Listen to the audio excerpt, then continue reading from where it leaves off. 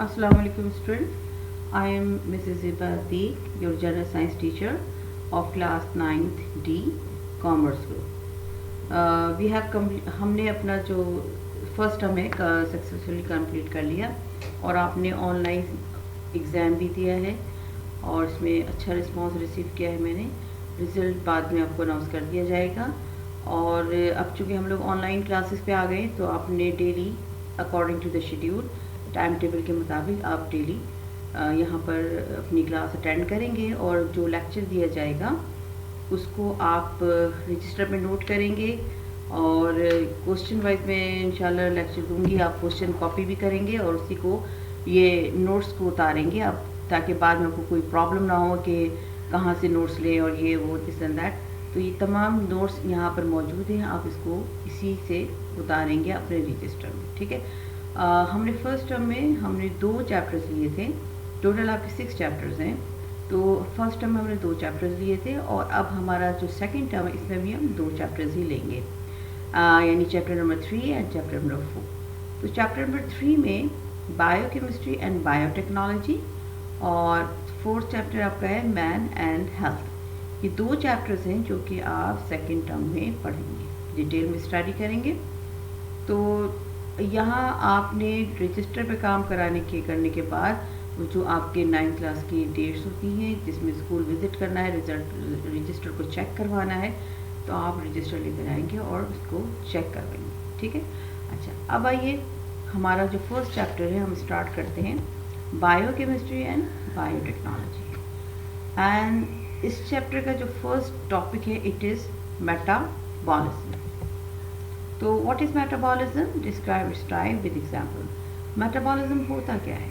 Metabolism जितने भी chemical, एक तो होता है केमिकल रिएक्शंस, आप जानते हैं केमिस्ट्री में पढ़ा है आपने कि जब एलिमेंट्स एक दूसरे के साथ रिएक्शन करते हैं, कंपाउंड्स एक दूसरे के साथ रिएक्शन करते हैं, तो उसमें जो रिएक्टेंट होता है उससे प्रोडक्ट्स की फॉर्मेशन होती है, ये कहलाते हैं केमिकल रिएक्शन।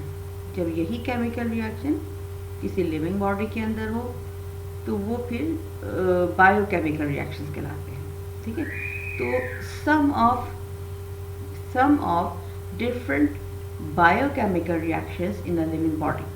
अब रिएक्शंस 2 तरह के हैं, एक तो ये जिसमें कोई चीज़ बनती है, इसको हम कहते हैं बिल्डिंग अप रिएक्शन, और एक वो जिसमें कोई चीज़ टूटती है, हम उसको कहते हैं breaking up reaction.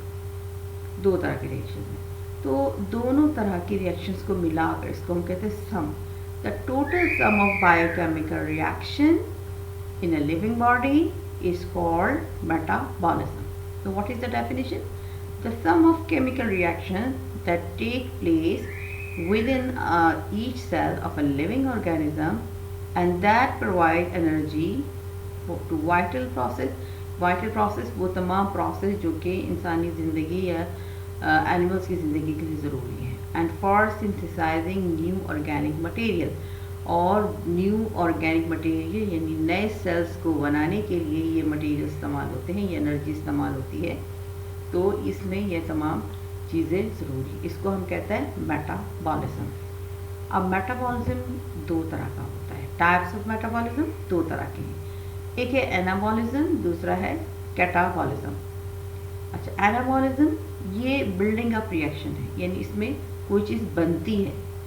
Anabolism is a constructive process in which various compounds obtained from digestion of food in the bodies of living things or chemical reactions in the substance obtained from environment and forming a living substance, namely protoplasm। जो हम digestion से हमारा food आता है living body के अंदर, इस food से मुख्तलिफ चीज़ें मिलके जो प्रोटोप्लाज्म, सेल का प्रोटोप्लाज्म बनाते हैं और प्रोटीन्स बनाते हैं और डिफरेंट तरह के जो प्रोडक्ट्स होते हैं उसको बनाते हैं। तो ये बिल्डिंग अप रिएक्शन है। फॉर एग्जांपल फोटोसिंथेसिस, जो प्लांट्स के अंदर फोटोसिंथेसिस का प्रोसेस होता है, ये एक एनाबॉलिज्म है। ठीक है, एनाबॉलिज्म है यानी कि फोटोसिंथेसिस जो कि ग्लूकोज की फॉर्मेशन कर रहा है। अच्छा, एग्जाम्पल देखिए, in plants photosynthesis is carried out as a constructive process and from inorganic substances. and form, F-O-R-M, form. Do correction here, F-O-R-M, and form inorganic substances, water and minerals and carbon dioxide from inorganic substance, इन तमाम inorganic substances से मिलाकर क्या करता है, food बनाता है। कौन? Plant. Using the energy of sunlight, energy कहाँ से आती है? सूरज से। कार्बोहाइड्रेट्स आर प्रिपेयर्ड, इसके नतीजे में कार्बोहाइड्रेट बना रहा है, यानी बिल्डिंग अप हो रहा है। किस चीज़ की बिल्डिंग अप हो रही है? कार्बोहाइड्रेट की। तो ये किस टाइप का रिएक्शन होगा? Constructive, building up. ठीक है, इसको हम कहते हैं एनाबॉलिज्म। सो अब आपको समझ में आएगी एनाबॉलिज्म किस तरह का रिएक्शन है, कि ऐसा रिएक्शन जिसमें कोई चीज़ बने, किसी चीज़ की सिंथेसिस हो, जैसे फोटोसिंथेसिस में प्लांट फूड प्रिपेयर कर रहा है। ओके। दूसरा टाइप है कैटाबॉलिज्म। कैटा का मतलब होता है ब्रेकिंग अप। अब यहाँ नाम से ही जाहिर है कि ये इस रिएक्शन में क्या कोई कंपाउंड टूटता है तो destructive reaction. It is a kind of metabolism in which the living beings decompose protoplasm formed in their bodies. अब प्रोटोप्लाज्म को तोड़ना, उसको टूटना ड्यूरिंग द एनाबॉलिज्म। ये कौन सा प्रोटोप्लाज्म है? जो एनाबॉलिज्म बनाता है। तो जब वो उस प्रोटोप्लाज्म को तोड़ना, ब्रेकअप करना, ये मुख्तलिफ केमिकल रिएक्शन से, इसको हम कहते हैं कैटाबॉलिज्म। इस टूटने के नतीजे में एनर्जी प्रोड्यूस होती है। जैसे फूड है, फूड जब सेल के माइटोकॉन्ड्रिया के अंदर जाके टूटता है तो फिर ये कैसा रिएक्शन है? ये है कैटाबॉलिज्म। इसको हम कहते हैं रेस्पायरेशन। तो इसकी एग्जांपल है रेस्पायरेशन। तो by respiration food decomposes and liberates energy, heat energy. जब फूड टूटता है तो एनर्जी प्रोड्यूस होती है in the form of heat. Catabolism is a destructive process because in this process the food material stored in the body is oxidized by the oxygen. Oxygen कहाँ से आती है?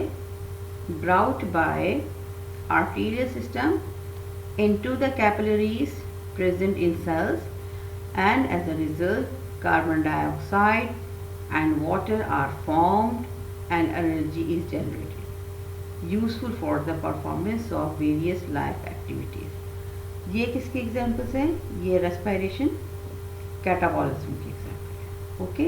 तो आज हमने क्या पढ़ा कि व्हाट इज़ मेटाबॉलिज्म, टाइप्स क्या होते हैं मेटाबॉलिज्म के, एनाबॉलिज्म और कैटाबॉलिज्म, इसके टाइप्स क्या होते हैं, और एक एक हमने एग्जाम्पल्स पढ़ ली। ठीक है। अच्छा, इनकी what is the importance of metabolism. लाजमी बात है कि इम्पॉर्टेंस ऑफ मेटाबॉलिज्म, अगर मेटाबॉलिज्म का प्रोसेस नहीं होगा तो डिफरेंट बॉडी को एनर्जी नहीं मिलेगी for the different life process के। ओके। तो ये लेक्चर आप कॉपी कीजिए, रजिस्टर में उतारिए, और इंशाल्लाह next lecture will be delivered tomorrow. Thank you.